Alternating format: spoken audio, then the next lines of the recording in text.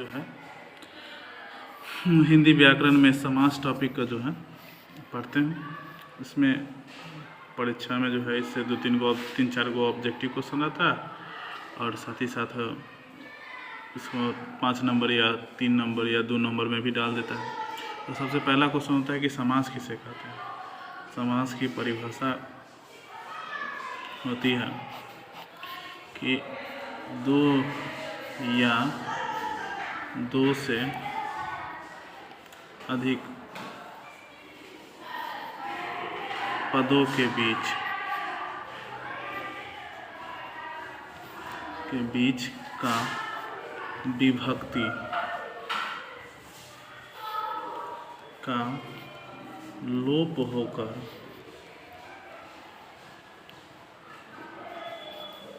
एक पद हो जाना समास कहलाता है। मतलब कि इसमें 2 या 2 से अधिक पदों के बीच का जो विभक्ति होता है, ठीक है, उसका लोप होकर एक पद जब हो जाता है तो इसी को हम कहते हैं समास। जैसे रसोई के लिए घर, तो इसको हम एक साथ लिख सकते हैं रसोई घर। कहने का मतलब के लिए जो विभक्ति था इसका यहाँ पर लोप हो गया, तो इस स्थिति को इसको कहेंगे हम समासिक पद। इसको कहेंगे समासिक पद कहेंगे, ठीक है। तो इसी प्रकार से और है, जैसे देवता के लिए आलय, तो इसको कहते हैं देवालय। तो यहाँ पर भी के लिए का लोप हो गया। राजा का पुत्र, इसको कहेंगे एक साथ, इसको कहेंगे राजपुत्र। तो यहाँ पर का विभक्ति का लोप हो गया, इसलिए एक शब्द बन गया राजपुत्र। तो इसीलिए यहाँ पर परिभाषा में लिखाता है कि 2 या 2 से अधिक पदों के बीच का विभक्ति लोप होकर एक पद हो जाना ही समास कहलाता है। तो समास समझ में आ गया आगे। अब समास के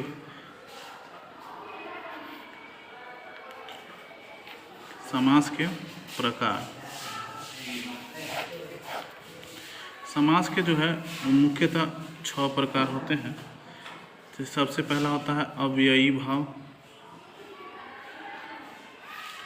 समास। दूसरा होता है तत्पुरुष समास, ठीक।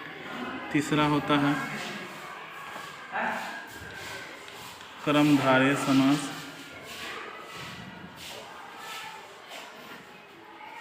चौथा होता है द्विगु समास। पांचवा होता है द्वंद्व समास। छठा होता है बहुव्रीहि समास। और इसमें एक समास और हम लोग नया जोड़ लेते हैं जो 10th और 12th के एग्ज़ाम में आता है, नए समास, ठीक है। तो इन सभी समासों का जो है हम लोगों को अध्ययन करना होगा। तो इससे हम लोगों का 10th से लेकर के 12th तक के, और या कहें कि 5 से लेकर के 12th तक के सारा ऑब्जेक्टिव सब्जेक्टिव क्वेश्चन इसी में आ जाएगा। अब इसमें सबसे पहला जो है अव्ययी भाव समास के बारे में जान लेते हैं।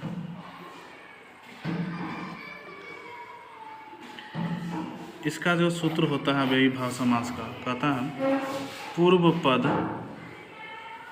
प्रधानो अव्ययी भाव। यह संस्कृत व्याकरण में आता है पूर्व पद प्रधानो अव्ययी भाव। मतलब इसका अगर हम अलग करेंगे तो इसको लिखेंगे जिस समासिक पद में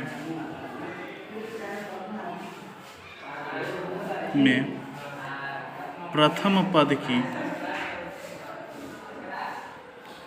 प्रधानता हो उसे अव्ययी भाव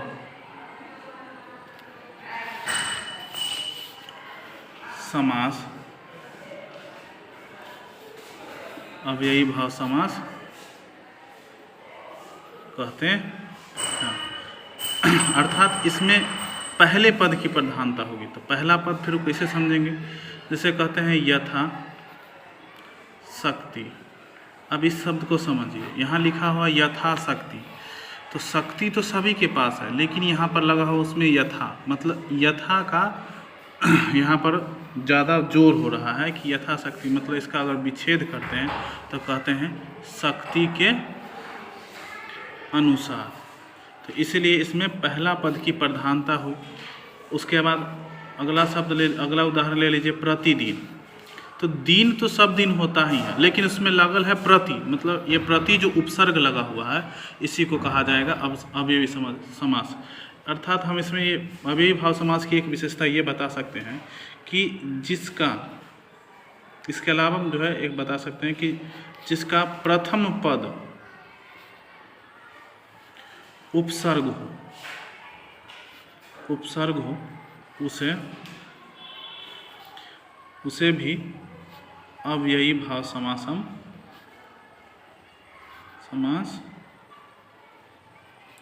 कह सकते हैं। तो यहाँ देख लीजिए, जैसे मैं यहाँ पर लिखे यथा, तो ये भी उपसर्ग, प्रति लगा हुआ है, ये भी उपसर्ग है। तो इसके अलावा और सारे उदाहरण होते हैं, तो ये सब इसी का मतलब अव्ययी भाव समास का ही उदाहरण होता है। अब ये समास है तो समास का विग्रह भी होना चाहिए। तो जैसे मैं कुछ उदाहरण लेकर के और उसको जो है विग्रह करके बताते हैं। जैसे में ये समासिक पद हो गया और ये उसका विग्रह हो गया। अब देखिए कुछ इसका उदाहरण ले लेते हैं। जैसे में तो दो तो यहाँ ही लिखे हैं, तो उस दोनों को छोड़ देते हैं, उसके अलावा लेते हैं। तो बोलते हैं यथा संभव, ठीक है। तो इसका जब हम विग्रह करते हैं तो यहाँ मतलब संभव, मतलब जो हो सके संभव, यहाँ संभव के अनुसार। अगला है आजन्म। आजन्म का मतलब होता है जन्म तक। तो ये सब उसका हम विग्रह कर सकते हैं। आमरण, आ उपसर्ग लग गया, यहाँ पर आ जो है उपसर्ग लग रहा है, यहाँ भी आ उपसर्ग, यहाँ यथा उपसर्ग लग रहा है। तो ये से स्पष्ट हो जाता है कि यह अव्ययी भाव समास है। आजमरण मतलब मरण तक, इसका अर्थ हो जाएगा कि मरने तक जो है वह उसकी सेवा करेगा। अगर इसका सेंटेंस बनाते हैं तो, या कहते हैं यथा कर्म, यथा कर्म, तो इसका मतलब होगा कर्म के अनुसार, कर्म के अनुसार। तो इस प्रकार से इसका और उदाहरण, जैसे में उपगंगम,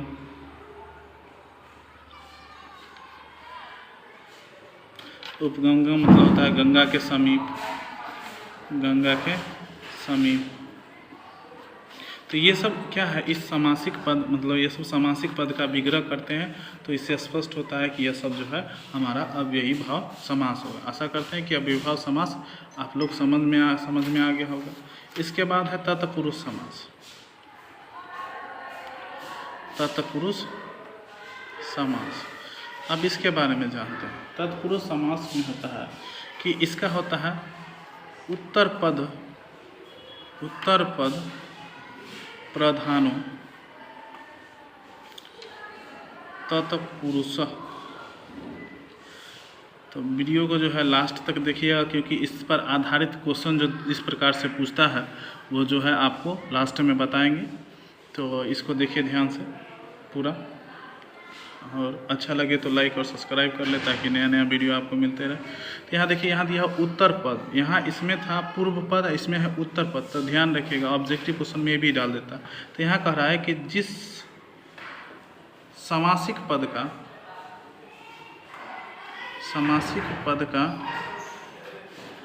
अंतिम पद की प्रधानता हो उसे तत्पुरुष समास कहते हैं। ठीक है। अब इस समास के जो है उदाहरण ले लेते हैं। उदाहरण हम समझ लेते हैं। जैसे में है कि आशातीत। आशा तो सभी के पास होता है, लेकिन उसमें लगा हुआ है तीत, मतलब आशातीत का मतलब कि आशा से अधिक, आशा से अधिक। आशातीत का मतलब हुआ आशा से अधिक। तो मतलब आशा तो सभी के पास होता है, लेकिन जब उससे अधिक कोई प्राप्त हो जाता है तो वो हमारे लिए तत्पुरुष समास होता है। अगला है हथकड़ी। अब देखिए हथकड़ी, हाथ, इसको हाथकड़ी भी कह सकते हैं। तो हाथ तो सभी के पास होता है, लेकिन उसकी विशेषता क्या है कि जिसके हाथ में कड़ी लग जाए। इसका मतलब होता है हाथ के लिए कड़ी, के लिए कड़ी। तो यहाँ पर हाथ बता ही दिया, हाथ तो सभी के पास होता है, लेकिन उसमें जब कड़ी लग जाता है तो यानी कड़ी की विशेषता हो गई कि जिसके हाथ में कड़ी लग जाए, मतलब अंतिम पद की प्रधानता हो गई, वो हमारे लिए क्या हो जाएगा, तत्पुरुष समास कहलाएगा। ठीक है। अब तत्पुरुष समास के मुख्यतः 3 भेद होते हैं। ठीक है। और इसके 6 गो मतलब उपभेद होते हैं। तब ये 3 जो भेद होते हैं वो हम जान लेते हैं। इसका 3 जो भेद होता है, पहला तो होता है तत्पुरुष ही, नहीं इसको रहने देते हैं।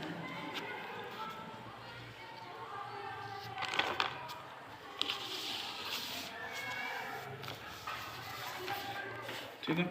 अब तत्पुरुष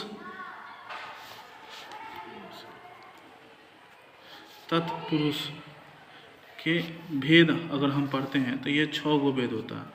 इसे तो 7 गो होता है, लेकिन कर्ता को छोड़ करके, मतलब कारक से संबंध रखने वाला, तो इसका हो जाएगा कर्म तत्पुरुष, कर्म तत्पुरुष। दूसरा हो गया आपका करण तत्पुरुष, करण तत्पुरुष। तीसरा हो गया आपका संप्रदान तत्पुरुष। उसके बाद हो गया आपका, इधर ले लीजिए, संप्रदान तत्पुरुष के बाद आपादान तत्पुरुष। उसके बाद आपादान के बाद संबंध तत्पुरुष।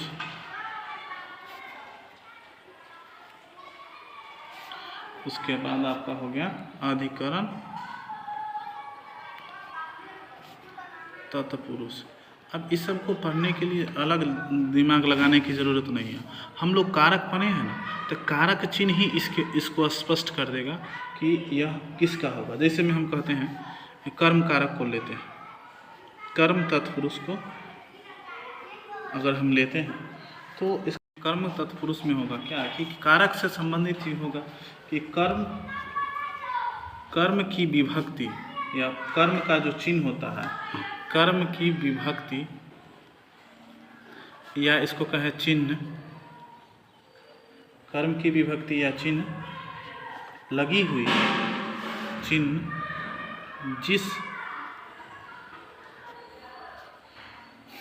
जिस कारक में लग जाए उसे कर्म तत्पुरुष कहते हैं, कर्म तत्पुरुष कहते हैं। अब जैसे में उदाहरण में समझिए, जैसे में हो गया उदाहरण में स्वर्ग प्राप्त। स्वर्ग प्राप्त एक शब्द है, इसको हम बनाएंगे तो स्वर्ग को प्राप्त। अब यहाँ देखिए कर्म कारक का चिन्ह क्या होता है, कर्ता ने कर्म को, तो कर्म का चिन्ह हुआ, कर्म का चिन्ह होता है, चिन्ह को होता है, ये कारक है कर्म, इसका चिन्ह। तो यहाँ पर जो इसका सब किए तो क्या लगा, को लग गया, इसलिए हो गया हमारा कर्म तत्पुरुष। उसी प्रकार करण तत्पुरुष में होगा कर्ता ने कर्म को, और होता है करण से, करण का चिन्ह हो जाता है से। उसके बाद संप्रदान का चिन्ह हो जाता है को, के लिए। उसके बाद हो जाता है अपादान, अपादान होता है, अपादान का होता है से। अब यहाँ पर देखिए वो चीज़, यहाँ भी करण से है, यहाँ भी अपादान से है, लेकिन दोनों में अंतर होता है। यहाँ होता है संयोग और यहाँ होता है वियोग। अब इसको जो है आगे समझा देते हैं, यहाँ पर एक साथ सबका लिख देते हैं। अपादान से संबंध हो जाता है का, के, की, रा, रे, री, मतलब एक दूसरे वस्तु से इसमें संबंध बताता है। और उसके बाद होता है अधिकरण, अधिकरण इसका हो जाता है में और पर। तो देखिए इन दोनों को जो है क्लियर करना जरूरी है। करण इसका भी विभक्ति है या चिन्ह कहें से है, ठीक है, लेकिन ये होता है संयोग में, संयोग में। अब जैसे हम समझते हैं उदाहरण लेकर कि जैसे में हम कहते हैं कि मैं कलम से लिखता हूँ, तो इसका मतलब कि मेरे हाथ में कलम है, मतलब मेरे हाथ से संबंधित है कलम, कलम सटा हुआ है, इसीलिए यहाँ पर हो गया संयोग, ठीक है। अधिकरण में ये अपादान में, अपादान वाला जो हो जाता है, अपादान के से का अर्थ होता है वियोग, वियोग में, वियोग में। जैसे उदाहरण अगर लेते हैं तो पेड़ से पत्ते गिरते हैं, तो इसका मतलब हो गया कि पेड़ से पत्ता जो है वो अलग हो रहा है। क्या यहाँ पर हो रहा है? अलग हो रहा है। जैसे घर से विद्यालय जाता है, विद्यालय जाता है, तो मतलब वो जो लड़का है वो घर से, मतलब घर को छोड़कर विद्यालय जाता है। तो यहाँ पर ये हो गया वियोग, घर से अलग हो रहा है। तो ये दोनों हम आशा करते हैं कि ये तत्पुरुष का समास जो है आप जो है समझ में आ गया होगा, और इसी प्रकार से आप आगे भी निकाल लीजिएगा, ठीक है। आगे अगला जो समास है आपका वो है, 3 गो पहला पार्ट में डाल देते हैं, फिर 3 गो अगला पार्ट में डाल देंगे, 4 गो जो है। तो देखिए अगला हो जाता है कर्मधारय समास, कर्मधारय समास। अब ये बहुत ही इंटरेस्टिंग समास है। इस समास में जो होता है इसका होता है, इसका सूत्र होता है समान अधिकरण, समानाधिकरण कर्मधारय, ठीक है। मतलब इसका अगर व्याख्या हम करें तो इसको कहा जाता है कि जिस समास में समान अधिकरण हो उसे कर्मधारय समास कहते हैं। या ये कहे या ये भी लिख सकते हैं, वह समास जो विशेषता, विशेष या विशेषता बतलाए उसे कर्मधारय, यहाँ देखो काम, उसे कर्मधारय समास लिख रहा है, उसे कर्मधारय समास कहते हैं। अब जैसे में कैसे होगा, विशेषता कैसे समझेंगे? जैसे में कहते हैं वह काला घोड़ा होगा, लाल स्याही होगी, काली, तो काला लाल क्या है? विशेषता है। तो विशेषण आप लोग पढ़े होंगे, उसी में अब इसमें आ जाएगा। जैसे में यहाँ पर है घनश्याम,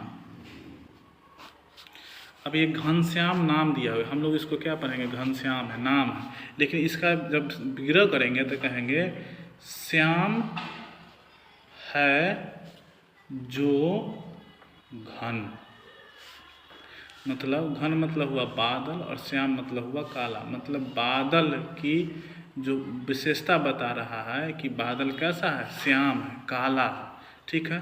तो इसको कहते हैं घन, मतलब घनश्याम। तो ये हमारे लिए कर्मधारय समास हो गया, क्योंकि ये घन की विशेषता बतला। अगला कहेंगे पीताम्बर, देख लीजिए पीताम्बर। तो इसका जब बनाएंगे तो होगा, इसका कहेंगे तो पीला है जो अंबर, ठीक है। अंबर का मतलब वस्त्र भी होता है, ठीक है।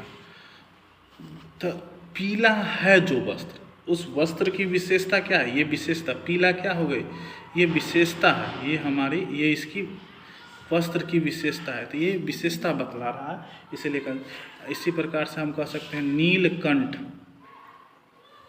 तो इसकी विशेषता कहें तो नीला है जो कंठ, ठीक। तो इसका मतलब कंठ की विशेषता क्या है, कंठ तो सभी के पास होता है, लेकिन उसकी विशेषता क्या है कि वह नीला कंठ है। तो इसीलिए हमारे लिए कर्मधारय समास के अंतर्गत आएगा, ठीक है। अगला है, और इसका उदाहरण हम ले सकते हैं, ठीक है, लेकिन 2-4 ही ठीक है, इतना ही रहने देते हैं। इसके अलावा भी संख्या वाला भी हो सकता है, ये विशेषता जहीं भी बताए तो ये होगा हमारा कर्मधारय समास, ठीक है। मतलब यहाँ पर एक ऑब्जेक्टिव क्वेश्चन भी डाल देता है कि जिस समास की दोनों पद जिस समास के दोनों पद एक समान हो, अर्थात किसी की भी अधिकता, जैसे में अधिकता न हो, अर्थात जैसे में तो आपको पढ़ाए हैं कि अव्ययी भाव में पूर्व पद की प्रधानता होती है, और तत्पुरुष समास में पढ़ाए हैं कि अंतिम पद की प्रधानता हो, लेकिन इसमें दोनों पद की ही प्रधानता होती है। श्याम की उतनी ही प्रधानता है जितनी घन की प्रधानता है, पीला की उतनी ही प्रधानता है जितनी अंबर की प्रधानता है। तो इसका मतलब है, इसलिए यहाँ कहा है समान अधिकरण, मतलब अधिकरण समान होनी चाहिए, अलग अलग नहीं होनी चाहिए, किसी एक की विशेषता, किसी एक की अधिकता नहीं होनी चाहिए। तो इसीलिए इसी को कहा जाता है कर्मधारय समास, ठीक है। इतना ही इसमें पहला वीडियो में रखते हैं, फिर नेक्स्ट वीडियो में मिलेंगे। सब्सक्राइब कर ले ताकि नया वीडियो आपको फिर से